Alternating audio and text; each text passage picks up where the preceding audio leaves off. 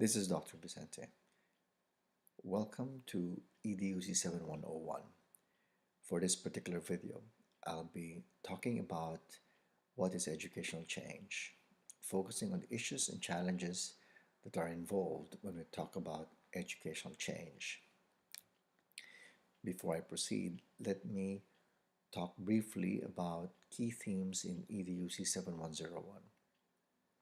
To reiterate, weeks 1 to 4 look at the definition of what is change.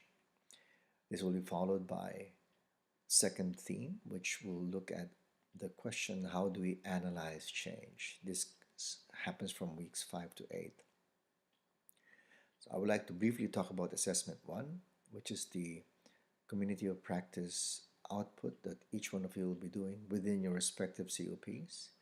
Do take note that this output, it could be a 500-page topic outline, ideally 3 levels, or a 1.5-minute audio video presentation, really is a draft, an outline of your assignment 2. This is due on the 24th of August. After you have submitted this, each member of your respective COP is expected to provide critical, constructive feedback on all the other outlines within the COP.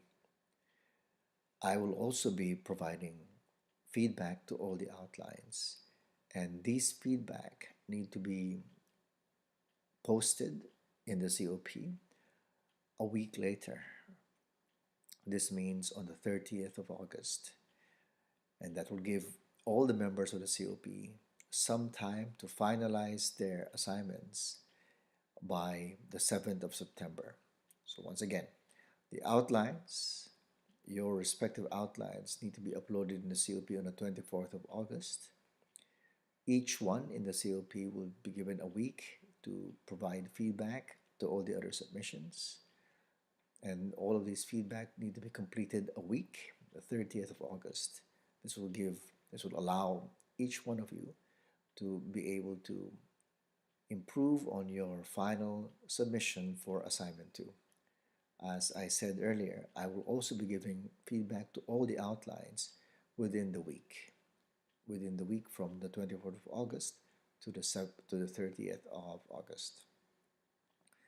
The third theme, what are the relationships between leadership, other stakeholders, and change, will happen between week 9 and 213, and we will be following the same procedure for assignment 3, which is an outline or a 90-second video of your assignment 4, the critical analysis of change. Again, assignment 3 is due on the 12th of October. Everyone needs to submit their outlines by then. Feedback will be provided to all the submissions a week later.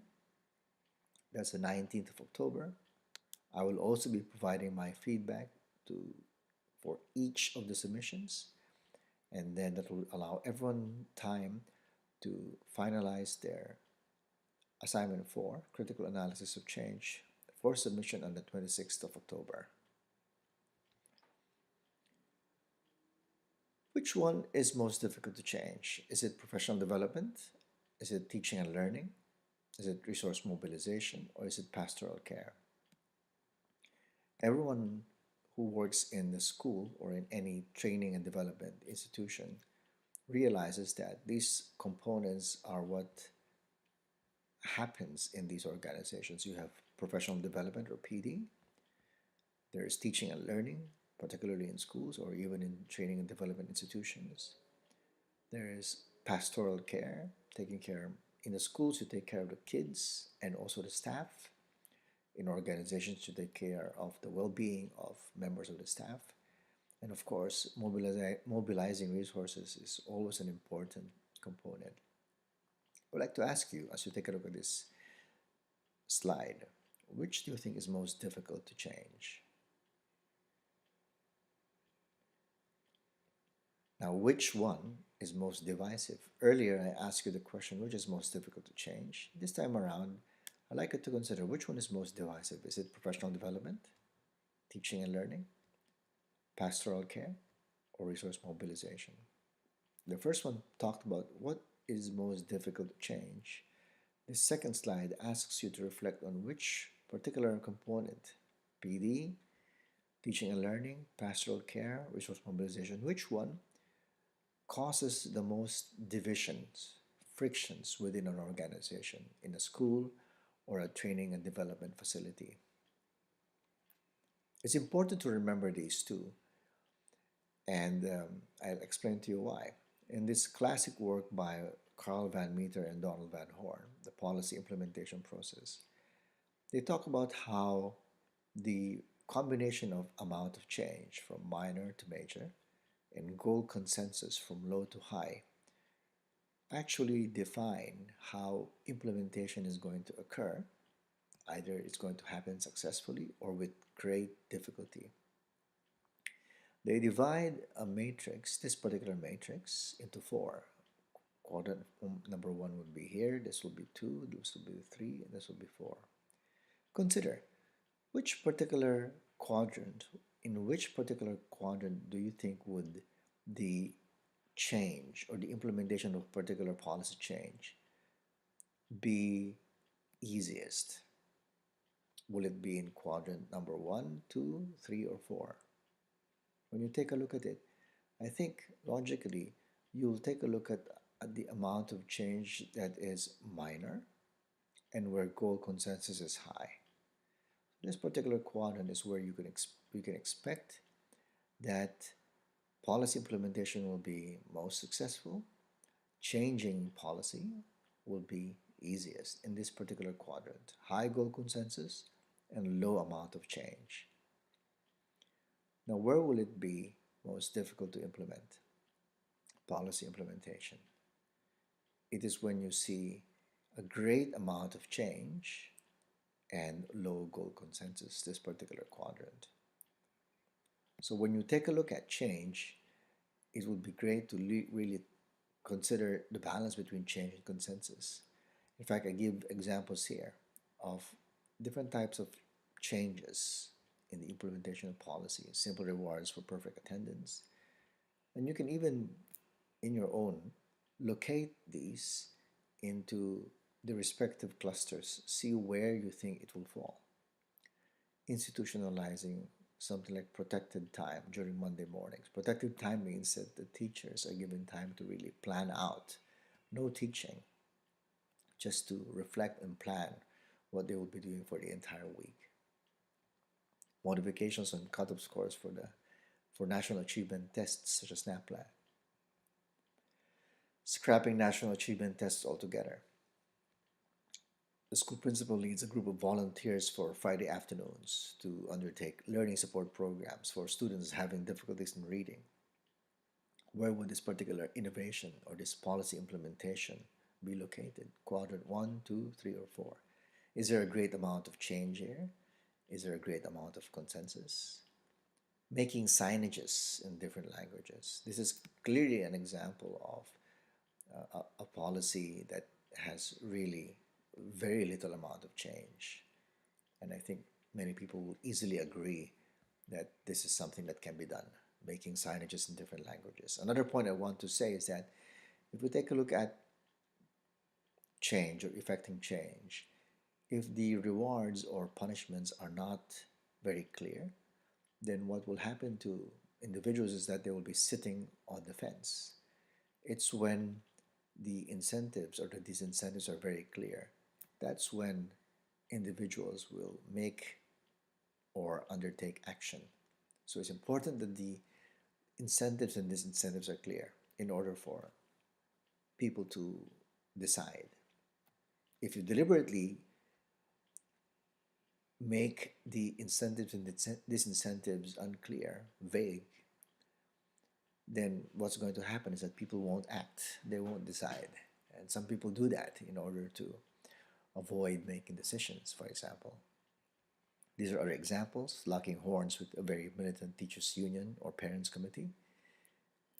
What amount of change is required here? What is the degree of goal consensus in this particular policy change?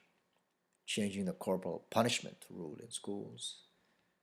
Creating professional learning circles from the bottom going up, homegrown. And here we can take a look at what General George Patton says. A good battle plan that you act on today can be better than a perfect one tomorrow. This reminds me of a Spanish saying that I keep on reiterating to myself and to my students and to my colleagues. Lo mejor es el enemigo de lo bueno. The best is the enemy of the good. In other words, sometimes it's just worthwhile to do or to embrace minor victories today than to wait for an opportunity to have a perfect plan. This is what George Patton is saying. A good battle plan that you can act on today can be better than a perfect one tomorrow. So when you take a look at implementing change, take a look at the combination of consensus and the amount of change. There might be some big changes that you would like to do, ambitious ones, the perfect one that George Patton says. Lo mejor in Spanish, the best ones. But sometimes making sure that you have the good balance, the ideal balance of change and consensus is good. Lo bueno in Spanish, the good one. Or what General George Patton says is the good battle plan. I'm going to focus on Singapore for this particular presentation. As I mentioned in the face-to-face lecture, I'm going to take a look at least 4 countries. Singapore, of course Australia, which will be the focus next week, the UK, and maybe also the Philippines. Singapore story. In our present context, this is a speech by LKY. It is essential to rear a generation at the very top of society that has all the qualities needed to lead and give people the inspiration and the drive to make it succeed. In short, the elite.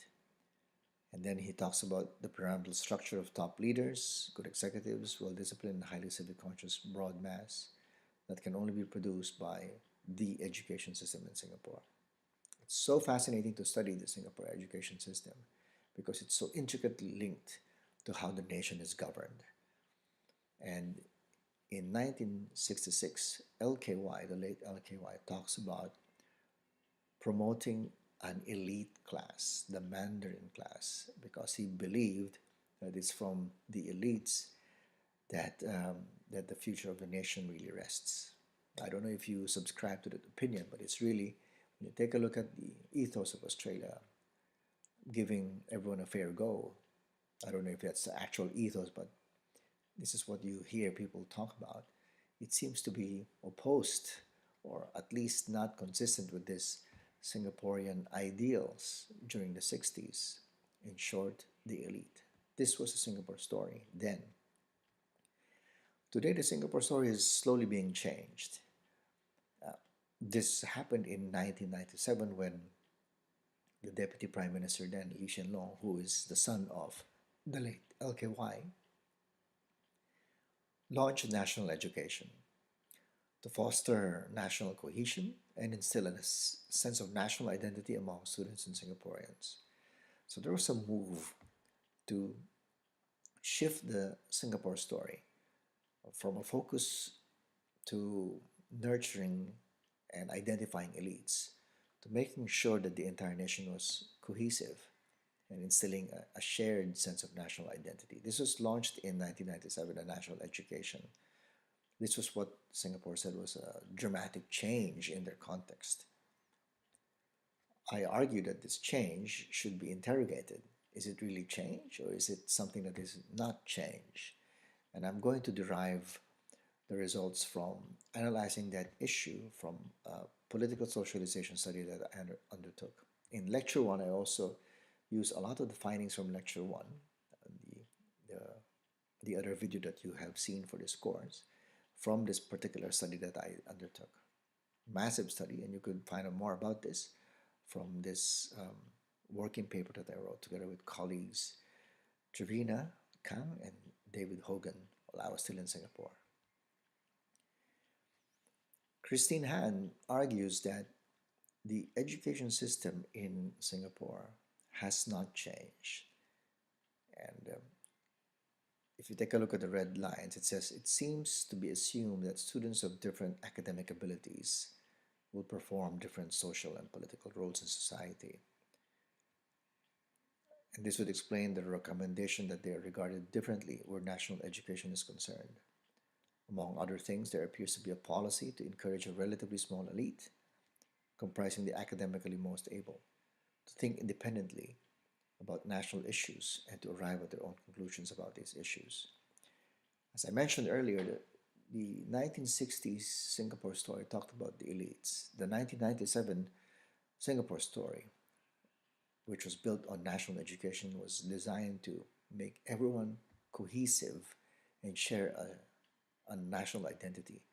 But there are pockets in Singapore society who, and this is repeated by Christine Han, who seem to be recommending that that the elite status of individuals remain the same. And this is the question that I'm actually trying to interrogate. Did change really happen? Did change in the education system ushered by national education really occur? Because this is the rhetoric in Singapore. They say we have changed the education system. We've moved away from the elite and have focused on greater cohesion and a shared sense of national identity. Is this claim made by Singapore true? So these are the questions that we will consider. We're going to assess the validity of this project. I'm going to share with you the questionnaire and find out whether is the questionnaire actually measuring what it wants to measure. That's really what reliability means. Would you be able to make a judgment on this? And then we'll take a look at the students themselves, the ones who undertook the survey.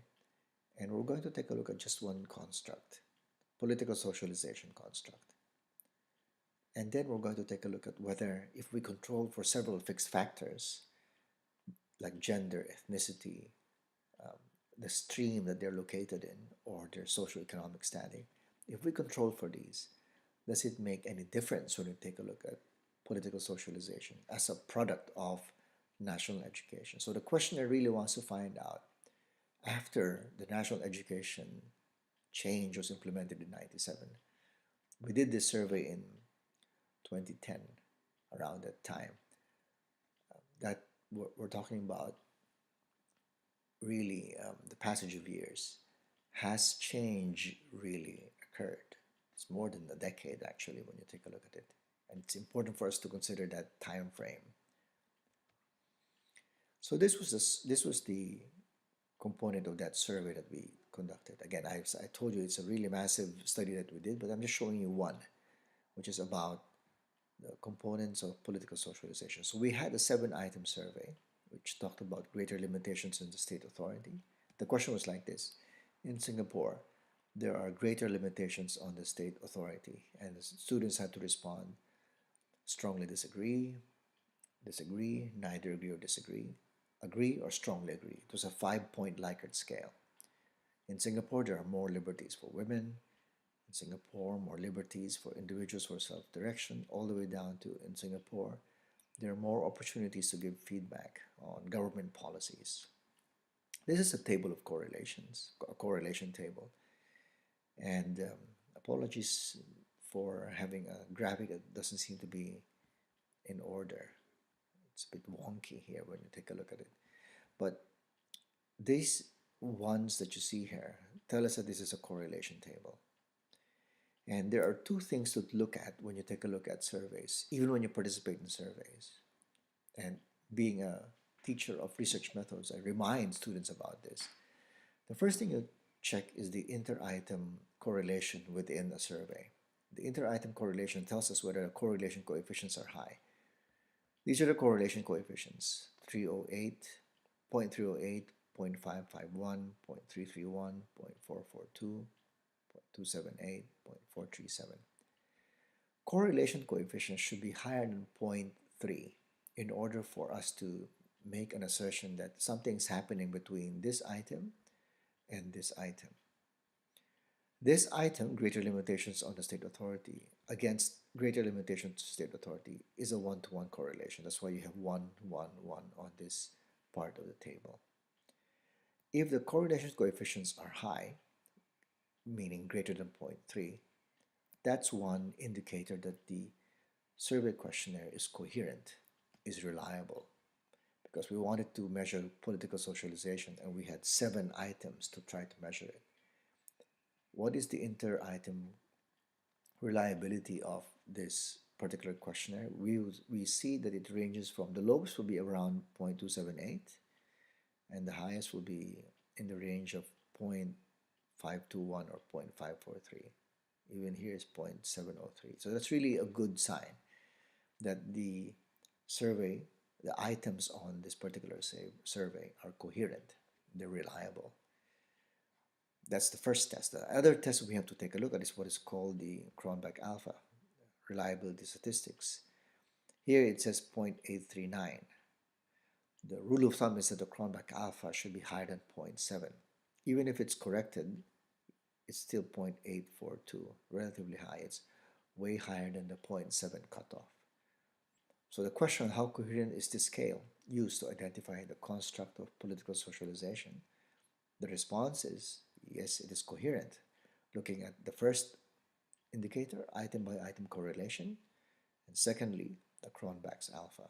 Again, item by item correlation, you take a look at the correlation between this item against the other items in the survey questionnaire. If it's higher than 0.3, here we see it's 0.331, here we see it's 0.521, here we see it's 0.703, and it's really consistent across the board. If you take a look at all the correlation coefficients, that's a good indicator. And then, of course, the Cronbach alpha, which really measures the coherence of the items in a scale. 0.839. If you adjust it, it's 0.842. So it's actually a good indicator. So now that we are convinced that the questionnaire that we developed, it was a $30 million project, so we should be very confident that the questionnaire is really reliable and coherent. Now that we're confident about it, now let's try to measure what students felt about political socialization, the 7 item questions there. Political socialization, this questionnaire is really an output or an outcome of the efforts to foster national education, the notion that everyone has a shared national identity, that the nation is coherent. And we were trying to measure it through their notions of what political socialization is. We call them political socialization capitals. So we asked the kids, boys and girls, male and female. So you can take a look at this table and see that the mean scores were 4.20 for males, 4.29 for females. And these are the numbers of students who responded. There is a difference in the scores, obviously, but is it enough for us to say that based on looking at these raw scores, the males and the female respondents answered differently? It's not enough to take a look at raw scores. We need to take a look at the statistical significance, which brings us to this table. And the null hypothesis that is presented here is the following. The scores for females, the null hypothesis right there, HO, is the same for the mean for score for males. In other words, there's no difference. That's what the null hypothesis do. In statistics, that's the nomenclature, that's the language. We want to really see a difference, and in order to do that, we do scientific-based statistical tests. We hypothesize initially that there's no difference. That's the null hypothesis. The alternative hypothesis is that no, there are actually differences, or we say no to the null hypothesis. This hypothesis asks if the mean score registered in the constructing political socialization scale is different from males and the females. So how do we look at that? We look at this is it, gender, and we take a look at the significance score, 0.001. Aware that the alpha is 0.05. This is the rejection area for us. So the response here should be, or the correct answer here would be, and this is how you write it when you take a look at, when you undertake statistical analysis later on. The analysis of variance reveals a main effect of gender. The F score, you can find it right here, is 10.430. This is degrees of freedom 1, DF 1 for the model. and the total is 2897. Mean square error is 6.314. You find it right here. The p-value is 0.001 and the alpha is 0.05. Now this is really the most important thing to look at. If the p-value is less than 0.05, then what we say is that there is sufficient evidence to conclude that the males and females mean scores are probably different. That means we reject the null hypothesis because the p-value is lower than the alpha of 0.05. We reject this null hypothesis that says that the scores are the same. So the raw scores that we saw a while ago where females were slightly higher. After we do the statistical test, we can now confidently say that based on the survey questionnaire that we did, if we control for gender, then females and males viewed the question of political socialization differently. That's how we can say it, right? We reject the null hypothesis. This time around, we're trying to take a look at it from a different control variable. So initially we looked at gender. What are we looking at now? If you identified ethnicity or race, that's correct. In Singapore, there are 4 races: Chinese, Malay, Indians, and those who don't belong to this, others, right? This is the breakdown of those who responded. And these are the scores. As you can see, scores seem to be different, with the students with Indian ethnicity um, registering the highest score, followed by those who are lumped into all the Chinese. So the question is it enough for us to say that the scores are different just looking at the raw scores? Again, this is careless. We cannot make any decision just looking at the raw scores. So we need to do some statistical tests.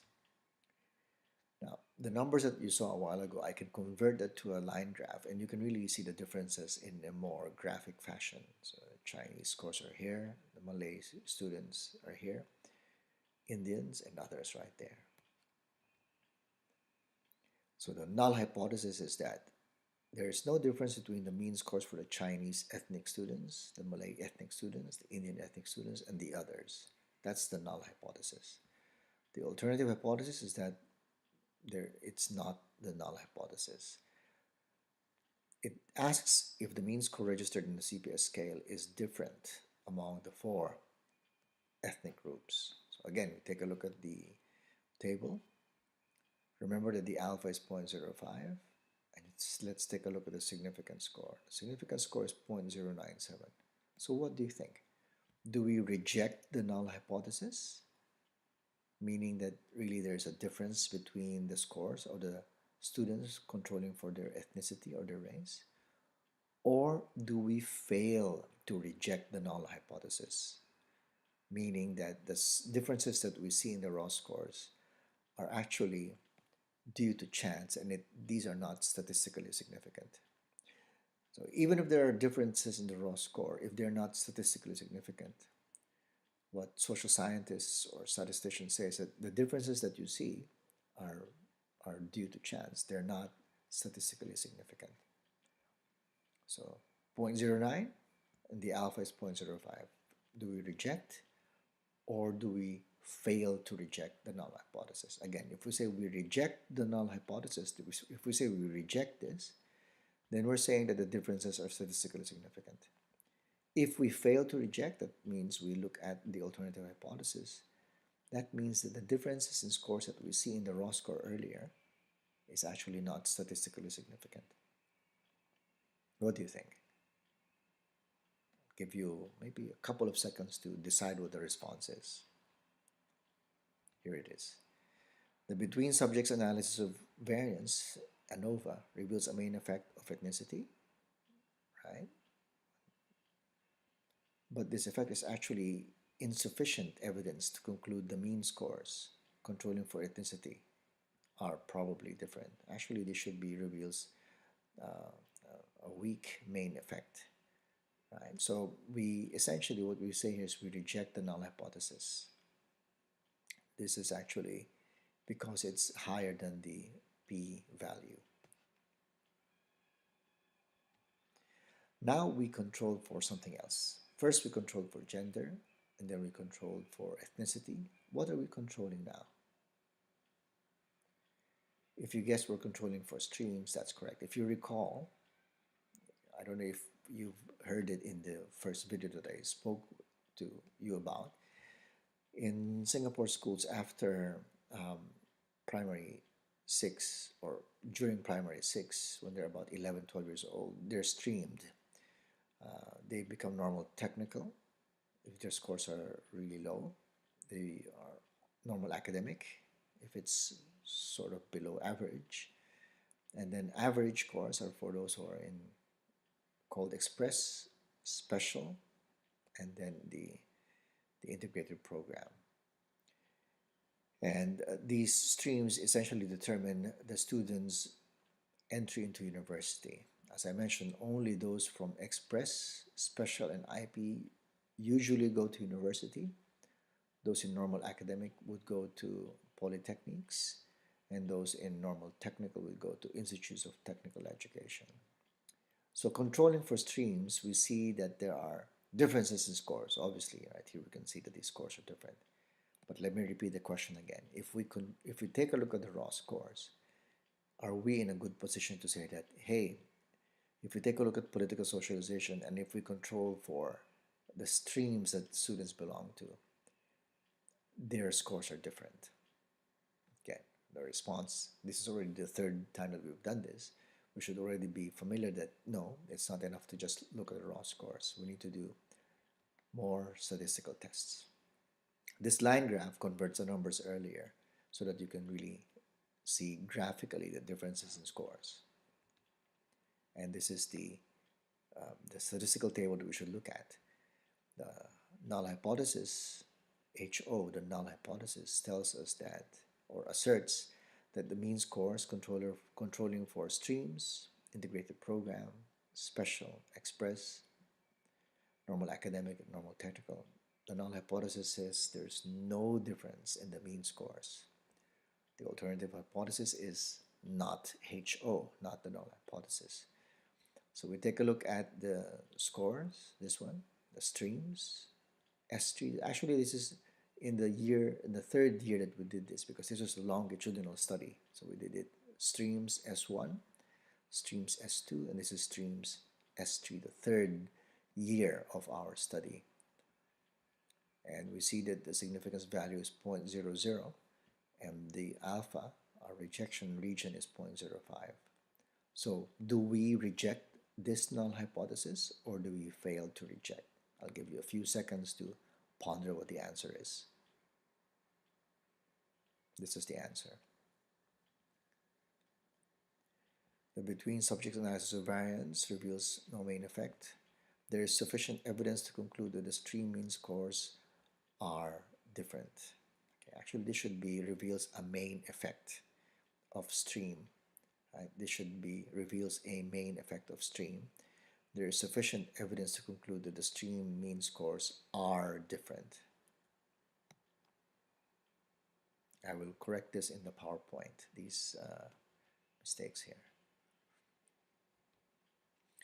We now move on to the last control variable that we're using. Again, we're looking at the same students, but if we look at the same students who did the survey, you could actually look at them controlling for gender, for ethnicity, for streams, and that's what we have done. Do you recall what the response was for gender? Were the scores statistically different from each other? Yes, it was for gender. Ethnicity? No, it wasn't. Streams? Yes, it was statistically significant. And then for socioeconomic standing, this is what we're looking at now. So when we were undertaking our survey, we used socioeconomic standing as a proxy, as a substitute for their level of wealth. Because it's really difficult to ask kids, are you wealthy? Are you not wealthy? Are you middle class? So the best way to do that is to use a proxy. And the proxy that we use in Singapore is the kind of housing that they live in. So I think you're aware that next to Hong Kong, Singapore land prices are the most expensive in the world. So landed property, private condominium, HDB, Housing Development Board. This is public housing, 5-room or executive flat. So 85% of people in Singapore live in Housing Development Board flats. 80%. It's called the heartlands. If you go to the public housing units, that's where the real Singaporeans live. Those who live in private condominiums are not the norm. They're the really wealthy ones. But these Housing Development Board, these public housing is actually also very expensive as well. 5-room, 4-room, 3-room, and those who are in the lowest category are those who don't own it but actually rent 1 or 2-room HDB flats.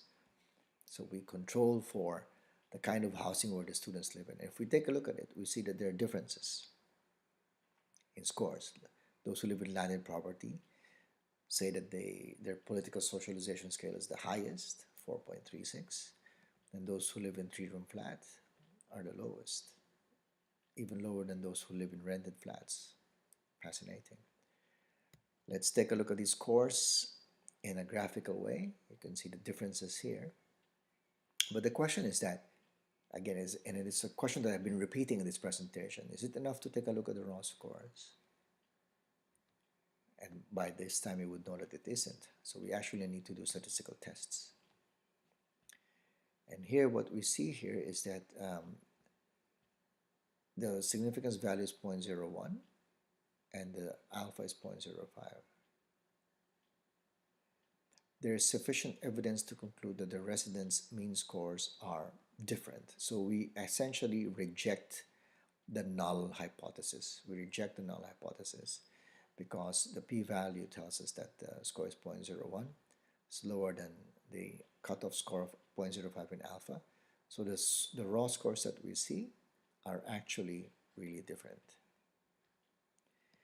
So let's reflect on what we discovered here. So the current Prime Minister says that the following: we must make a special effort to spot and develop talent from poorer families through scholarships and bursaries and through special attention by teachers and mentors so that they will take full advantage of the educational opportunities available and be able to rise to the top. So this is really an inclusive way of doing things. So they're saying that we need to develop talent even from those from the poorer families. This is an attempt to really address the elitist tag that has seemed to be a sticky point when you take a look at the education system in Singapore. They can't shake off the elitist nature of its education system. Sean Wei Teo says that the following: so my worry about the future is whether we'll have the same national solidarity, the same desire to increase educational levels and increase performance, and having the best people in the jobs or holding the most important jobs. Once we veer away from that meritocratic system, our performance will drop. This meritocratic system, so I spoke about this in the first lecture. This meritocratic system is the problematic issue in Singapore because the meritocratic system essentially values those who perform well in traditional tests. So Xuan Wei says that, argues that we should not veer away from the system or else we might not get the best people in the best jobs. The assumption here is that those who score well in high-stakes tests are the best people. Here we see how difficult it is for Singapore to move away from this notion of the meritocratic system, the Mandarin system, the elitist system that Prime Minister Lee Kuan Yew, the late Lee Kuan Yew, talked about. We need people who are in the elites to lead the nation. Now I'd like to call your attention to Paul Sabatier, one of the authors that I asked you to read in week 2 and week 3. It's very important because Sabatier postulates a fresh perspective on the intricacies of the implementation processes within organizations. And I particularly like Paul Sabatier's idea. His idea is encapsulated in his contribution, his theoretical contribution, which is referred to as the Advocacy Coalition Framework, where he states that the confluence of the passage of time, macro-environmental concerns lead to changes in policy, learning, and implementation, right? So he talks about three components: coalitions and networks, the passage of time, and macro-environmental concerns. And then he talks about policy subsystems, or policy domains that are structured by several, usually two, competing advocacy coalitions. An advocacy coalition is composed of actors from various governmental and private organizations which both share a set of normative and causal beliefs and engage in a non-trivial degree of coordinated activity over time. It's an important component. He talks about ACF, Advocacy Coalition Framework, and then he talks about the policy subsystems. And then he looks at deep core values relate to deeply held and rather stable fundamental normative and ontological axioms, which often are even not explicitly reflected and span across all policy fields. And then he talks about policy core beliefs, referred to fundamental policy positions, whereas secondary aspects are about instrumental decisions. Both categories of beliefs are particular to a policy subsystem. Deep core beliefs, policy core beliefs, and he even talks about secondary aspects that have to do with instrumental decisions. Now, the important thing that Sabatier talks about is about policy-oriented learning, relatively enduring alterations of thought or behavior intentions, which result from experience and or new information, and which are concerned with the attainment or revision of policy objectives. So Sabatier considers policy learning and policy core beliefs, in contrast to secondary aspects, as being rather unlikely and requiring external perturbation. So he distinguishes between changes in the policy core beliefs and deep core values as opposed to changes in secondary aspects. And actually what he says is that, let me go back to the slide. So deep core change actually happens when it's the policy core beliefs and deep core values that are changed. If it's just the secondary aspects, then the change is actually not really deep. So I use the ACF to argue, Sabatier's ACF to argue that in some contexts, when we talk about change, what we're seeing is actually just the secondary aspects. So it's not real change. If I borrow another term from different thinkers, it's muddling through, right? It's actually incremental change. So Van Meter and Van Horn, the one who talks about the balance of change and consensus, talk about incremental changes, not deep core changes.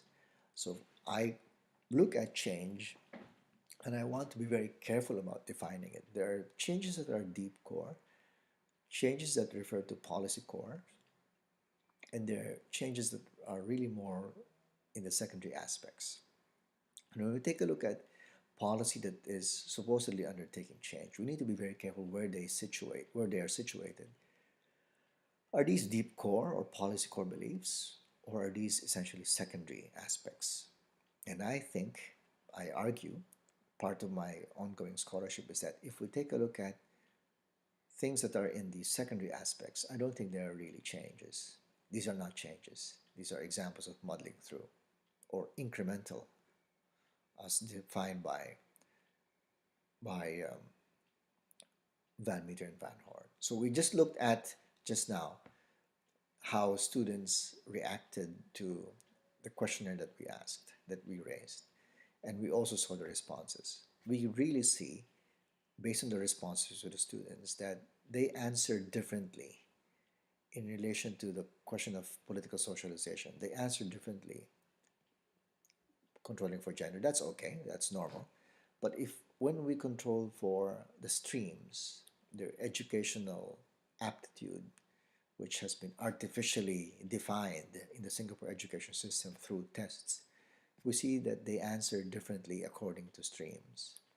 And if we take a look at their socioeconomic standing, we again see that they answer differently according to their socioeconomic standing. So there is some claim, there is some support to the claim that the national education change that was introduced in 1997 is actually not deep core, because the prevalence of the elitist nature can still be detected, again, by looking at the results of the surveys that we conducted in the Singapore context. The reading that I assigned for this particular section, this particular lecture, is from Joseph Farrell. It's really a review of two books, Tayek and Cuban and Ravich and Winomski's. And in order to understand the particular article, I raised these 10 questions. I invite you to go to the Padlet that I have shared to both in campus and off-campus students, on-campus and off-campus students, because you will see that the responses that were given by the students. What surprises did you encounter today? This is reflection in action. When you take a look at the surveys, exercises that we undertook, what are your own hunches that seem to resonate with discoveries, surprises encountered after you listen to this lecture? This is reflection on action. And reflective practice is really our goal. So to be continuously learning. What would you like to explore, investigate further as you reflect about change? This is the video of the second face-to-face lecture for Edu7101. Please do not hesitate to get in touch with me if you have any questions or clarifications. Thank you.